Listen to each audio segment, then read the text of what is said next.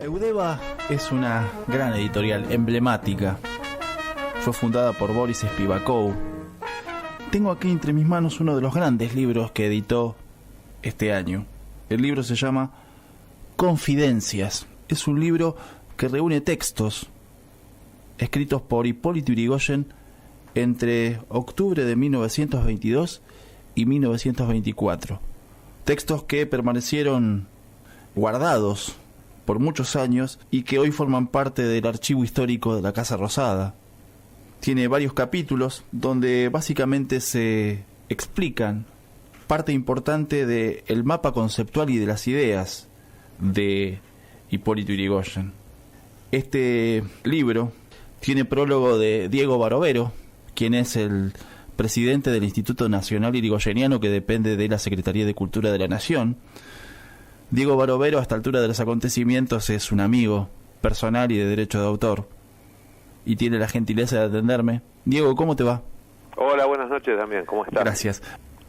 Diego, leí el libro, tengo que decirte que me resultó muy difícil leer. Sí, es complejo porque es el estilo de escritura de Yrigoyen, es difícil. Muy difícil de leer, pero me quiero detener en algo que vos decís acá en el prólogo. Vos decís, Hipólito Yrigoyen es el realizador de la República Democrática Representativa consagrada en el artículo 1 de la Constitución Nacional. ¿Por qué? Bueno, porque le toca a Yrigoyen, fruto de una larga vida dedicada a la meditación, pero también a la enseñanza de la filosofía, como es notable en su formación. Si bien es abogado, se forma como docente y enseña en el colegio, en la Escuela Normal de Maestras número 1 de la capital. Sus tres materias son instrucción cívica, historia y filosofía, siendo esta última su preferida. Siempre pensamos, los que estudiábamos la vida de Yrigoyen, que él no había sido un político, un filósofo dedicado a la escritura de tratados. Este libro lo desmiente. La aparición de este libro completa lo que se conoció en 1957 como Mi vida y mi doctrina, que son solamente 2 capítulos dentro de este libro, cuyos originales habían quedado en manos de Horacio Llanarte, quien fue el último canciller de Yrigoyen en 1930, que se exilió, fue perseguido por la dictadura de Uriburu, por el gobierno fraudulento de la década del 30, con los años al morir quedó en manos de su hermano Rodolfo, quien se los entrega a la familia Sobral. La familia Sobral de Córdoba, Villa María, eran editores, tenían la editorial Raigal, que editó títulos importantes de lo que es la historia y la doctrina radical. Así fue que en el año 1957 se edita esa primera edición, que se le pone Mi vida y mi doctrina un poco arbitrariamente, diría yo, porque Yrigoyen no lo tituló de esa manera, como tampoco tituló Confidencias. Claro. Tuvimos la suerte, y yo tengo la bendición y la fortuna de haber participado del proceso de hallazgo de estos manuscritos, de haberlos certificado juntamente con el historiador y estudioso de Hipólito Yrigoyen, Guillermo Gació. Vos te vas a acordar de Gació, sí, claro. Autor de los 3 tomos. 3 tomos sobre el gobierno sobre de la última presidencia de Yrigoyen. Sí. Empezó con el mandato extraordinario, siguió con la caída de Yrigoyen, con Yrigoyen en crisis, y la caída de Yrigoyen termina. Son esos 3 años, 28, 29 y 30. Bueno, tuvimos la posibilidad de leerlo, tener copia de los manuscritos, que además están muy resguardados y, como vos señalaste muy bien, forman parte del acervo documental del Museo Casa Rosada. Allí están preservados, pero se exhiben, se los pueden ver bajo la cobertura adecuada. Fueron escaneados, fotografiados, reproducidos, corregidos digitalmente, obviamente, en el proceso de edición, que está magníficamente hecho por Eudeva, como señalaste vos, y llegan al gran público precisamente en el año 2019. Yo te diría que es uno de los hallazgos políticos y doctrinarios más importantes de la historia política argentina. Creo que pocos se imaginaban que Yrigoyen era capaz de escribir estos textos que, como bien reconociste vos recién, son farragosos, son muy del estilo de un hombre habituado a la lectura de tratados filosóficos, un hombre formado también en la escuela krausista. Te iba a preguntar por eso. A través de los krausistas españoles. ¿Yrigoyen escribe como escribe Diego porque leyó a los krausistas españoles? Claro, sí, sin lugar a dudas. Yrigoyen tiene un estilo, un discurso muy alambicado, muy complejo, creo que ahí él vuelca, al finalizar su presidencia, y sin saber que va a haber una segunda presidencia y una división del Partido Radical, muy poquito tiempo después de que él escribe este libro, Irigoyen escribe una especie de memoria política, y yo creo que ese es un gran valor. Es de un hombre que llega desde la lucha política, desde la faz agonal de la política, un hombre que dirigió revoluciones, que fue un estratega, que enfrentó al régimen conservador para hacer realidad la república representativa a partir del derecho del sufragio, la incorporación de nuevos actores sociales al cuerpo colectivo de la nación, es decir, al pueblo de la república. Creo que Irigoyen ahí nos hace un alto en esa faz de su vida política y se sienta a escribir o a dictar. Yo tengo dudas. El original está compuesto, hoy diríamos, por copy-paste. Son párrafos mecanografiados, algunos corregidos manuscritos, pero muy probablemente esta gente dictaba en ese entonces. Acá interviene una persona que es la que garantiza la continuidad de la historia, que es quien preserva esos manuscritos, que se llamaba José Alfonso Gómez, un contador público que oficiaba también de amanuense de Elpidio González y de Hipólito Yrigoyen, que es quien todos suponemos que los mecanografió, escuchando la palabra de Hipólito Yrigoyen, y evidentemente Yrigoyen tuvo su intervención en las correcciones, porque, ¿cómo te podría decir? Es muy coherente con lo que él sostenía, con lo que dicen sus mensajes que acompañan los proyectos al Poder Legislativo, o sus mensajes ante el Congreso, que también han sido siempre motivo de estudio. Yo nunca me olvido que, por ejemplo, la Universidad de Texas tiene un link especial a los mensajes presidenciales de Hipólito Yrigoyen. Fue la forma en la que yo llegué primero. Llegué a través de la Universidad de Texas, hace ya más de 10, 12 años, a estudiarlos, que los incorporamos en la página del instituto.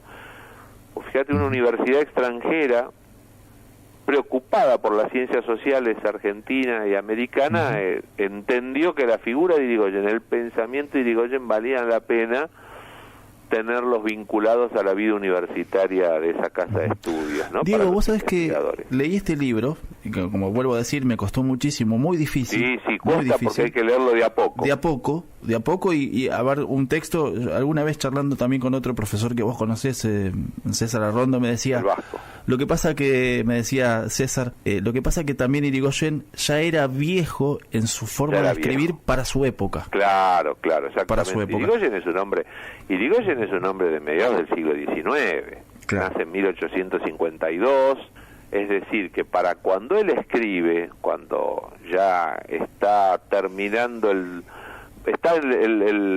plena vigencia el primer tercio del siglo XX, ya se escribía diferente. Los teóricos de las ciencias sociales escribían distinto en los años 20. Irigoyen seguía siendo un hombre antiguo, si lo vamos a catalogar de alguna manera, respecto de los pensadores de entonces. Tengo dos preguntas y te libero y te dejo tranquilo en esta noche, de además importante para vos. Pienso en el momento en el que Irigoyen escribe esto, ¿no? Octubre de 1922 a 1924. Era presidente de la Nación. Deja la presidencia, exactamente. Claro, era presidente de la Nación en ese momento. Yo creo que también hay algo que a lo mejor tenemos que pensar hoy desde el punto de vista humano. ¿Qué hago de mi vida? ¿No? Bueno, ahí iba mi pregunta. Que sale de la acción, que deja la acción gubernativa, pero tampoco está decidido a la acción partidaria. Bueno, Irigoyen en ese momento, y luego de escribir este libro, decide volver a la arena político-partidaria. Pero además yo lo pensé por este lado, digo, ¿no le interesó en ningún momento tener algún tipo de incidencia sobre el gobierno de Alvear? No le interesó, no pensó en ello en ningún momento. Yo creo que además Irigoyen sí se sentía representado por quien completaba el término segundo de la fórmula, que era el vicepresidente Elpidio González, un hombre de toda su confianza, que ha sido su ministro, su jefe de la policía, y va a volver a ser su ministro en el otro gobierno. Pero sabemos bien que el presidente Alvear le daba muy poca injerencia, no solamente a Irigoyen, con quien alguna vez se reunía y conversaba sobre algunas iniciativas, pero no le daba ninguna injerencia al vicepresidente. O sea, el vicepresidente estaba confinado a la función tradicional que marca la Constitución de presidir naturalmente el Senado de la República. Claro. Diego, la última, ahora sí, y te libero.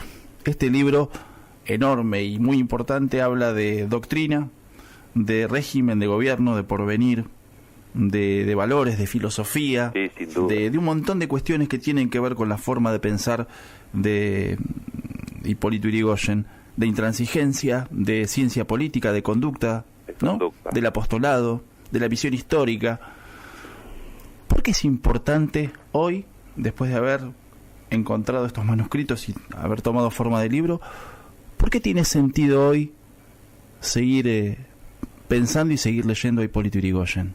Y porque creo que Yrigoyen es uno de los pensadores y dirigentes políticos más originales de la historia argentina, porque construyó poder desde la nada, lo cual es muy difícil de pensar hoy. Hoy estamos acostumbrados a que la construcción de poder se hace desde lo que él llamaba efectividades conducentes, no desde un apostolado y sus proyecciones múltiples. Bueno, él eligió el camino del apostolado. Casi te diría el de la ética como norma básica de la conducta humana. Por eso también su cercanía con esos republicanos clausistas españoles. Ese idealismo que animó su vida y su forma de, no porque fuera un lírico, un utópico, porque era un hombre que supo construir poder y supo manejar poder, pero claramente tenía una originalidad en esa concepción que yo no vi nunca, porque no surgió desde cuarteles militares, no surgió desde los estamentos del Estado, ni desde el poderío económico. De hecho, él se empobrece en la acción política, un hombre que había alcanzado un grado interesante de desarrollo como empresario ganadero, termina pobre sus días precisamente porque sacrifica sus condiciones de vida cómodas en lo económico para volcarlas a un proyecto político. Claro.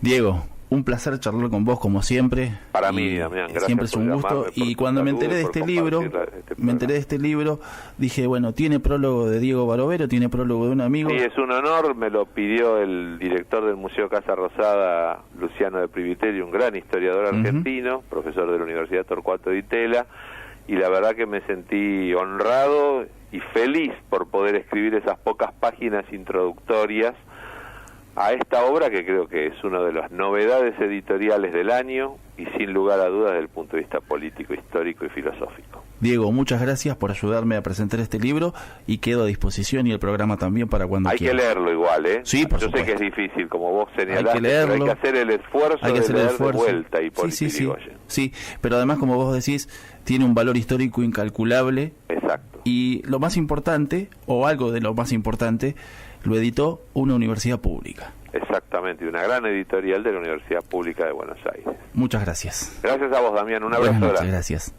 Escuchábamos a Diego Barovero, él es el presidente del Instituto Nacional Yrigoyeniano, que depende de la Secretaría de Cultura de la Nación. Es el autor del prólogo de este libro, que se llama Confidencias. Su autor es Hipólito Yrigoyen. Este libro, editado por Eudeva, que le tengo que agradecer a Guillermo Alpern, reúne textos inéditos hasta hoy, escritos por Hipólito Yrigoyen entre 1922 y 1924. Confidencias, editado por Eudeva y presentado por Diego Barovero.